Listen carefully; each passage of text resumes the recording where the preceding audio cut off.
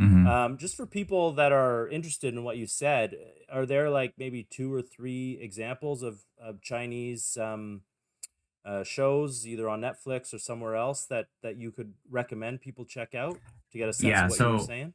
yeah, I'd suggest and people have to push through it a little bit because some of these Chinese shows, I gotta say, they can be long. Like they like really pulling out the drama, and they can go 45 to 70 shows, right? So people have to be aware. It's a bit of a commitment, but it's a worthwhile commitment because you don't feel like you get the sense that you're becoming something is being made better within your heart when you go through these stories. And sometimes they can get cheesy. I'll just say that too. Sometimes there can be cheese, but hold on, there will be rewards that compensate. And I would say, like one example of a film that's worth checking out would be Wandering Earth. Not episode. There's been two Wandering Earths. I'd say the second one, it's a major blockbuster that came out of China a few years back. The first one gets at the essence of it, I think, in a pretty good way. The second one, the sequel, has some weird transhumanist elements, and it is sponsored by Jack Ma. So I don't, Mm. I and pay Alibaba Group. So I personally have my trepidation about some of that. There's the Chinese have their own cultural warfare against them too. There's shows like The Double, which is a fantastic show featuring the biggest like injustice that happens to an innocent girl who's very young, very idealistic, and she gets smacked by reality in ways that will make you shudder.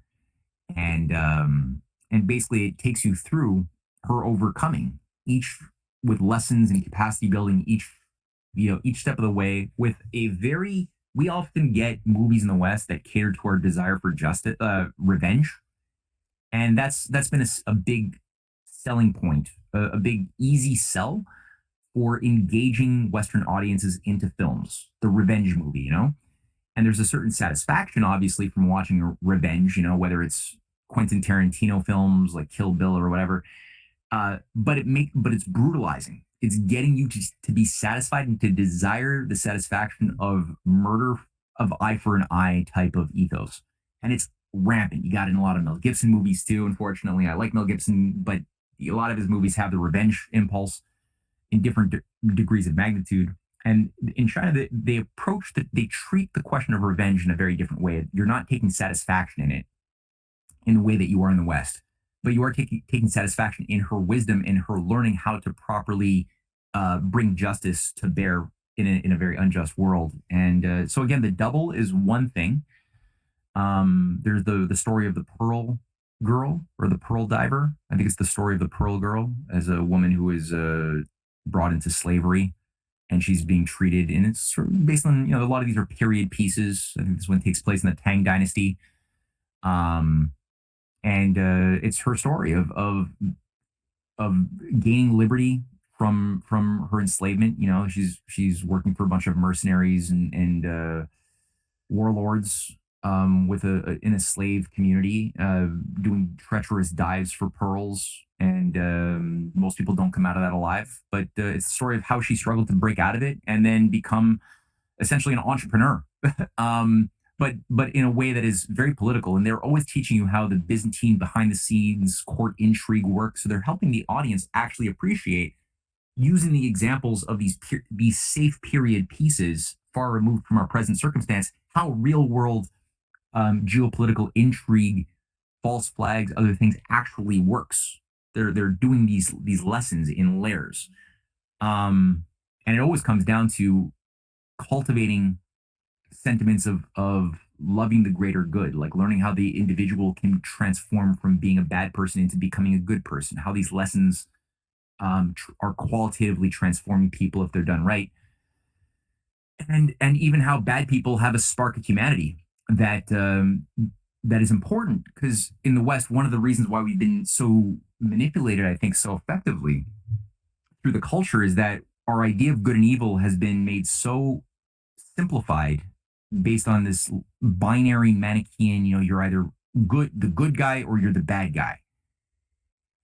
And the actual nuance and the sophistication of what makes true good good and what makes true evil evil is totally lost, because we all have like a little spark. Nobody's perfect, though some might think of them as otherwise. The fact is nobody's perfect, and so it's only when we start realizing that we all have the potential to fall within us that we become capable of overcoming a lot of the traps that the oligarchy was set to try to seduce us into bringing out, feeding the worst part of ourselves that makes us weapons against ourselves and against our families and against our nations, when those sentiments are awoken by design. And that's why these vices, these lower attributes are often encouraged and inflamed within our shows, within our, with our music, within our movies, within our video games. It's usually these debased things that make us become the worst part of ourselves, so that we ultimately don't have an ability to love humanity, because we can't love ourselves when we're living a degenerate identity. And so in China, they're really trying hard. And not, again, not all shows are like this, but there's a much greater preponderance of those kinds of shows. And I would just say the last one is China and the Classics. It's a semi-dramatic recounting of the great classics of China that's gotten huge support. You can get them for free on CGTN, or on YouTube even.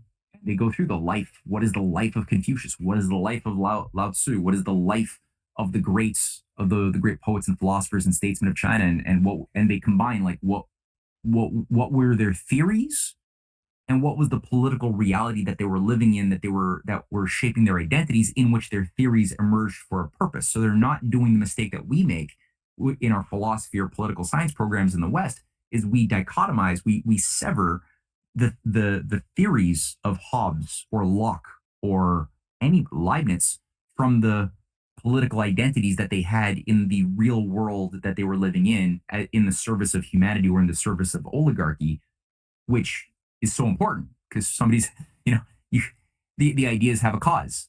So the again, China and the Classics is a great series that gives people a really good primer into how the ideas that made the best and the worst of China's civilization, but they're focusing on the best.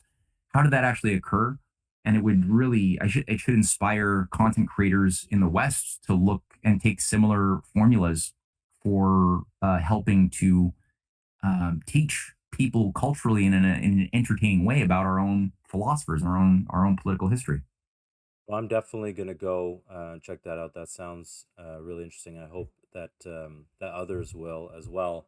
And in another time, I'd love to pick your brain a little bit more about how we can use these mediums like film, to tell these stories of the American system in a similar way, to educate people about our history and what's been lost, and the fight against oligarchy and oligarchy's methods and things like that. And you are already, on top of that, talking about Edgar Allan Poe before. You have a big movie coming out, should be out by the time this video is up, on Edgar Allan Poe. I cannot wait to see that. You've done some of the best work out there on Edgar Allan Poe, and I myself am a fan of the visual medium and its power, to teach and to educate. So I cannot wait to see that.